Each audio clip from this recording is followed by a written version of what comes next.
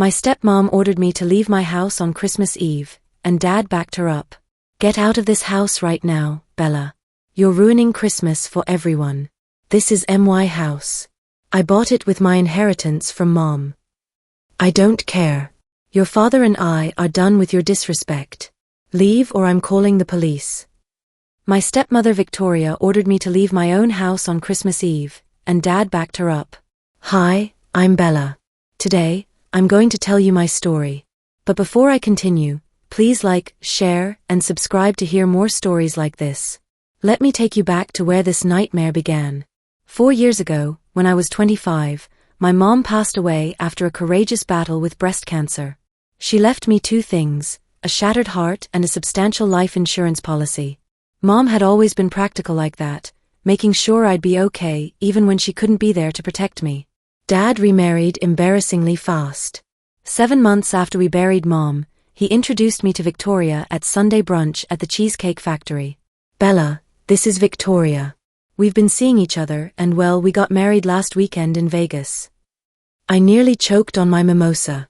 "You what?" Victoria smiled, all veneers and zero warmth. "I know it's sudden, sweetheart, but when you know, right, Robert?" She was 33 to Dad's 49, brunette with perfect highlights, perfectly manicured nails, and wearing jewelry I immediately recognized as Mom's. "Is that Mom's pearl necklace?" Dad shifted uncomfortably in the booth. Victoria admired it, and I thought. "You thought you'd give away Mom's jewelry to someone we just met?" "Watch your tone," Victoria interjected sharply. "I'm your father's wife now. Show some respect." That set the pattern for our relationship. Victoria moved into our family home in Westchester and immediately started erasing Mom. Family photos disappeared from the mantelpiece. Mom's rose garden was torn up for a hot tub. Her cozy reading nook by the bay window became Victoria's meditation space. "It's important to move forward," Dad would say whenever I protested. "Victoria's helping me heal." She was helping him heal by maxing out credit cards on designer handbags and planning expensive trips to Napa Valley. But Dad was blind to it all, completely smitten. Meanwhile, I used Mom's life insurance money wisely. I bought a charming colonial fixer-upper in Greenwich, spent 8 months renovating it myself, and turned it into a gorgeous 4-bedroom home with hardwood floors and a gourmet kitchen. It was my sanctuary, the one place where Mom's memory lived on through her vintage teacup collection displayed in my china cabinet and her favorite lavender scent that I still sprayed in the master bedroom. Victoria hated that I had my own place. More specifically, she hated that I had something she couldn't control or claim as her own. "Must be nice," she'd say during family dinners at Olive Garden, "having a house handed to you at your age." I bought it with money Mom left me and renovated it myself with my own 2 hands. Still, some of us have to work for what we have. This from a woman who quit her job at Nordstrom the week after marrying my father. But the real problem started when Victoria's daughter from her first marriage, Amber, turned 19. Suddenly, Victoria had very strong opinions about my house and how I should be using it. "That guest bedroom would be perfect for Amber when she visits from NYU, she mentioned casually one Sunday after church at St. Mark's Episcopal. "Okay, she can stay in the guest room when she visits." Actually, I was thinking she could live there permanently. Dorms in Manhattan are ridiculously expensive, and she's struggling financially. I raised an eyebrow. Amber goes to school in the city. That's like a 2-hour commute each way. She's transferring to Fairfield University. Isn't that wonderful? She'll be so much closer to family. I saw exactly where this conversation was heading. She's welcome to visit any time, but I'm not looking for a permanent roommate. Victoria's perfectly applied makeup couldn't hide the flash of pure venom in her eyes before she recovered her composure. "Of course, your house, your rules. I just thought family would want to help family." But it didn't end there. Every family gathering became a calculated campaign about my excessive living situation. 4 bedrooms for one person seems wasteful, she'd announce loudly at barbecues in front of my aunts and uncles. Meanwhile, poor Amber's crammed into a shoebox dorm with 3 other girls. I thought she was transferring to be closer to home? Well, she would if she had somewhere decent to live nearby, but some people don't understand family obligations. Dad started joining Victoria's crusade. "You know, sweetheart, it wouldn't hurt to help out. Blood is thicker than water. I offered the guest room for visits and weekend stays. I'm talking about giving her Amber's own room. A place to call home. Why not? You have the space, and she's practically your sister now. Because it's my house that I bought with my own money. Because I work from home as a freelance graphic designer and need quiet to concentrate. Because Amber and I have met exactly 4 times and have nothing in common. You could become close if you actually tried, Victoria would interject with that saccharine smile. But you've always been selfish, just like. Just like what, Victoria? Nothing. Forget I said anything. But I knew what she'd been about to say. Just like my mother.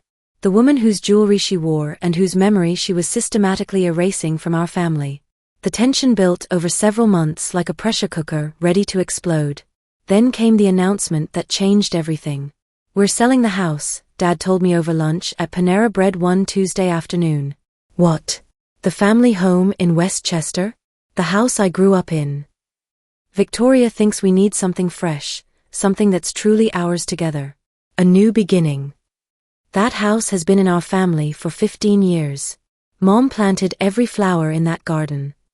And now it's time for a change. Actually, we were wondering. He paused, looking uncomfortable. Your house is quite large. We thought maybe. I laughed, but there was no humor in it. You want to move into my house? Just temporarily, while we house hunt. Victoria has very specific requirements for our dream home. The audacity was breathtaking. No, absolutely not. No? Just like that. Dad's face showed genuine shock, as if he'd expected me to roll over and hand him the keys. Just like that. You chose to sell our family home for Victoria's fresh start. That's your decision to make. But you're not moving into mine. Dad's expression darkened like storm clouds gathering. I'm your father, Bella. I housed you, fed you, and clothed you for 25 years. And I'm grateful for everything you did when I was a child. But I'm an adult now, and this is my home that I purchased with my own money. You have the proceeds from selling the Westchester house. Get an apartment or a condo. The war escalated from there like a family Cold War turning hot.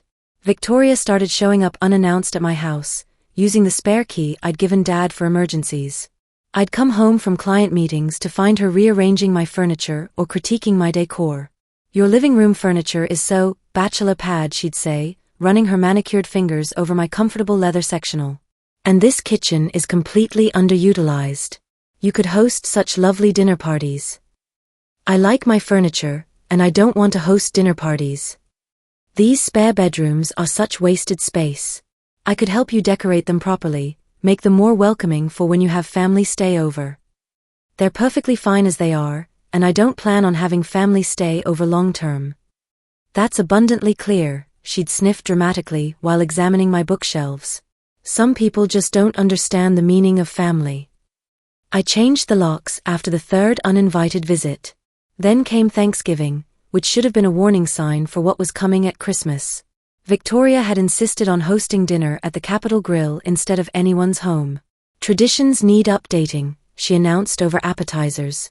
No more slaving away in hot kitchens when we can enjoy professional service. The dinner felt cold and impersonal despite the expensive wine and perfectly prepared turkey.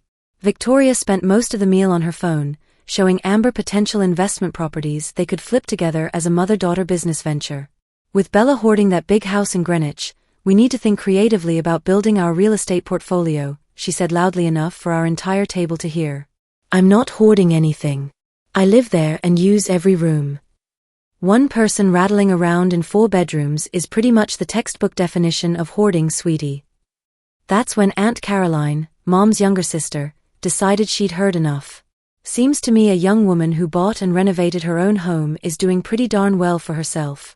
Her mother would be incredibly proud. Victoria's carefully applied smile faltered. Yes, well, dwelling on the past isn't healthy for anyone. Neither is trying to erase it, Caroline shot back without missing a beat. The tension at our table became thick enough to cut with the steak knives. Dad tried desperately to smooth things over, but Caroline was just getting started. Robert, Your wife seems to have a lot of strong opinions about your daughter's property. Funny how that works. The battle lines were officially drawn, and Christmas was still a month away. We're just concerned about family, Victoria said defensively, her voice rising an octave. Funny thing about family, Caroline replied calmly while cutting her prime rib. I don't recall you being concerned about it when you wore my sister's pearl earrings to Bella's birthday dinner last month. The entire restaurant seemed to go silent around our table. Victoria's face flushed crimson. Robert gave me that jewelry. It belongs to me now. Does it? Because I distinctly remember my sister saying she wanted her jewelry collection passed down to future grandchildren, not to whoever Robert married next. Dad looked like he wanted to disappear under the white tablecloth. Caroline, please, can we not do this here? No, Robert. You let this woman steamroll through your life, and now she's trying to steamroll through Bella's. Linda would be absolutely horrified. Victoria stood up abruptly, her chair scraping loudly against the hardwood floor. I will not sit here and be insulted by someone who clearly can't move on from the past. Then maybe you should stop being insulting, Caroline replied, taking a sip of her wine like she was discussing the weather. They left early, Victoria practically dragging Dad behind her while hissing something about toxic family members and lack of respect. The remaining family members sat in awkward silence until Caroline turned to me. Don't you dare give in to that woman, honey. Your mother left you that insurance money to secure your future, not to house her replacement's bratty daughter. I know, but Dad seems so. Your father is thinking with parts of his anatomy other than his brain. He'll figure out what Victoria really is eventually. Men always do when the money runs out. She was more prophetic than she realized. Despite the Thanksgiving disaster, I decided to extend an olive branch for Christmas. I actually planned to host dinner at my house, thinking maybe we could start over. I spent days decorating every room, cooking traditional family recipes, and making everything absolutely perfect. Dad seemed genuinely touched when I called to invite them. That's wonderful, sweetheart. Victoria will be so pleased you're making an effort. Except Victoria had completely different plans that I knew nothing about.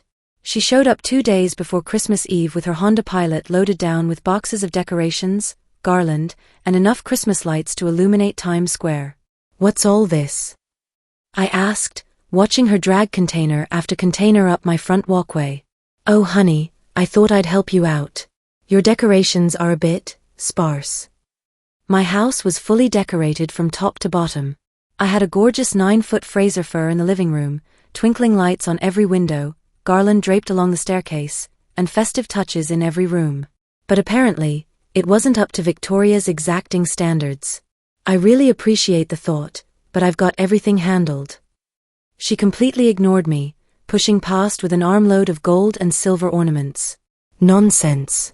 Christmas is my absolute specialty. Trust me, you'll love what I have planned. It'll be absolutely magical. What happened next would change everything between us forever. Victoria proceeded to completely redecorate my entire house without permission. My carefully chosen ornaments were unceremoniously dumped back into their boxes and replaced with her gaudy gold and silver collection. My tasteful white lights were swapped out for multicolored flashing ones. Worst of all, my mom's vintage angel tree topper, a delicate porcelain heirloom that had been in our family for 3 generations, was removed and replaced with a massive golden star that looked like it belonged on top of a Las Vegas casino. Where is my mom's angel? I demanded, my voice shaking with barely contained rage. Oh, that old thing? I put it safely in one of the boxes. It didn't match my Winter Wonderland theme at all. That's when I completely lost it. Get out. Take all your decorations and get out of my house right now. Bella, I'm just trying to help make everything more festive. You're trying to take over like you always do. This is MY house. Those were MY decorations, and that was MY mother's angel that has been in our family since before you were born. Victoria rolled her eyes dramatically. Here we go again with the whole my mother thing. It's been 4 years, honey. When are you going to accept that I'm your father's wife now and stop living in the past?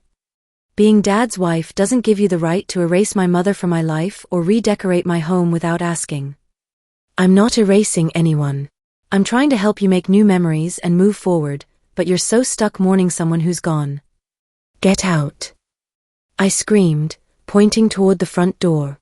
She left in a dramatic huff, immediately calling Dad from my driveway.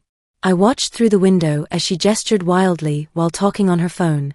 He showed up at my door within the hour, looking frustrated and exhausted. You need to apologize to Victoria right now. Apologize for what? For asking her to leave my house after she tried to completely redecorate it without my permission. She was trying to help you. You seriously hurt her feelings. She threw away Mom's angel tree topper and called it that old thing. It's just a decoration, Bella. If it's just a decoration, why did she feel the need to replace it with that monstrosity? We argued for over an hour in my living room, our voices echoing off the walls. Dad kept insisting I was being unreasonable and ungrateful. I kept explaining that Victoria had crossed a major line by taking over my home. Finally, he left in anger, warning me that I was ruining Christmas for the entire family.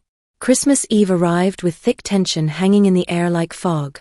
They came for dinner as planned, with Victoria playing the wounded victim role to absolute perfection.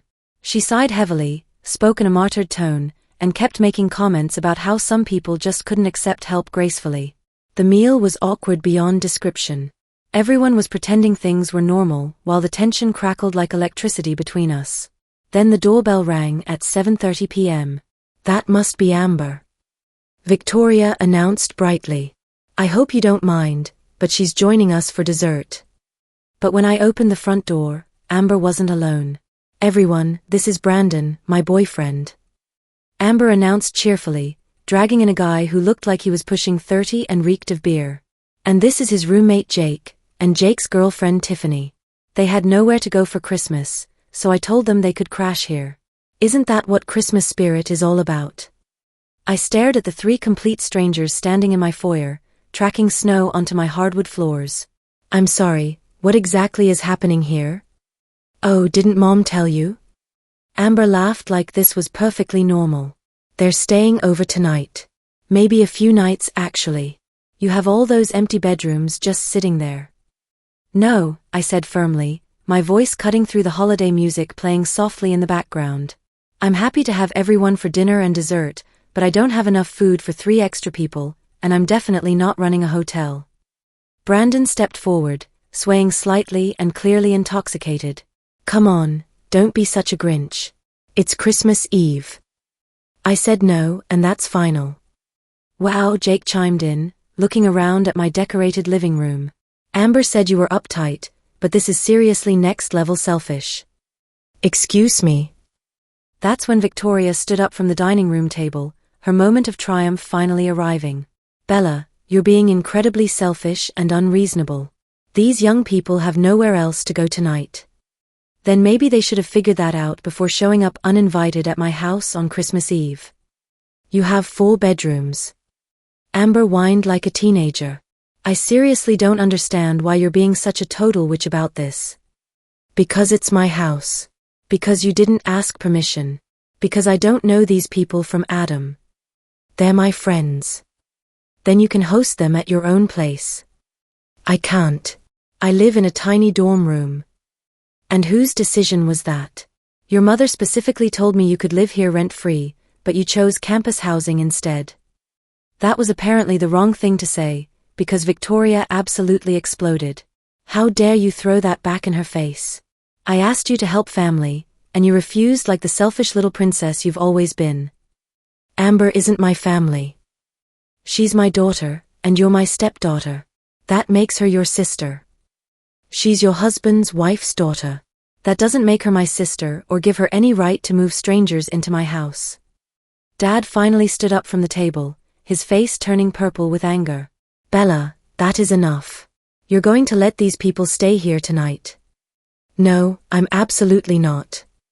Yes, you are, or we're all leaving right now.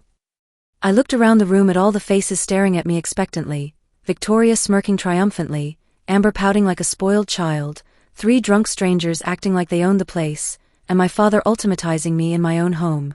Then leave, I said quietly. All of you. Get out of my house. The room went dead silent except for Bing Crosby singing White Christmas on my sound system. Dad's face went from purple to almost black. What did you just say to me?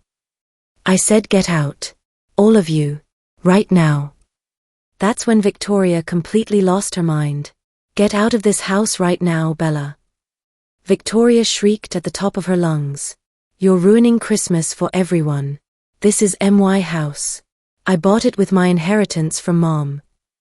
I don't care, she continued screaming. Your father and I are done with your constant disrespect. Leave or I'm calling the police. I actually started laughing, really laughing, at the pure audacity. Call them, Victoria. Please do. I would absolutely love to explain to the officers how you're trespassing in my home and trying to move strangers into my bedrooms. Robert, she screeched like a banshee. Do something. Dad stepped toward me menacingly. Just leave for a few hours, Bella. Let everyone cool down and figure this out. You want me to leave my own house so your wife's daughter can move drunk strangers into my guest rooms? Just for tonight. Get out. All of you. Now. Brandon decided to play tough guy. Make us. I calmly pulled out my iPhone. Sure thing. I dialed 911 right in front of them. Hi, I need police assistance removing trespassers from my home. The exodus was immediate and hilarious. Amber's friends scattered like cockroaches when the lights come on. Victoria grabbed her purse while hissing threats about how I'd regret this for the rest of my life. Dad looked at me with pure disappointment and shook his head. Your mother would be absolutely ashamed of you, he said as his final parting shot. My mother would be appalled at how quickly you let another woman erase her memory and try to steal her daughter's home. They left, and I spent Christmas alone. It was the most peaceful holiday I'd had in years. The fallout was swift and predictable. Victoria launched a social media campaign to turn our extended family against me, posting about how I'd thrown them out on Christmas Eve for no reason and destroyed poor Amber's holiday. But I started sharing the truth. Did she mention she tried to move her daughter's boyfriend and random drunk friends into my house without asking? Did she tell you how she threw away my mother's Christmas decorations? Ask her why she really wanted access to my spare bedrooms. The tide turned quickly when Aunt Caroline started making phone calls. I never trusted that woman, she told me. Your mother would be so proud of you for standing your ground. 6 months later, Dad showed up at my door alone, looking exhausted and defeated. We need to talk. Over coffee, the whole truth came spilling out. Victoria had been pressuring him to put her name on everything: bank accounts, investment properties, his will. When he refused and said I was his daughter and would inherit, she'd given him an ultimatum: choose her or me. She's bled me dry, Bella. The house sale money? Gone. She invested it with some friend who turned out to be running a Ponzi scheme. The divorce was brutal, but Victoria's greed was her downfall. Dad's lawyer found evidence of hidden accounts, forged signatures, and an affair with her investment partner. Today, Dad and I have dinner every Sunday. Mom's angel sits on top of my Christmas tree every year. And Victoria? Last I heard, she's working retail at Target. Sometimes karma works exactly the way it should.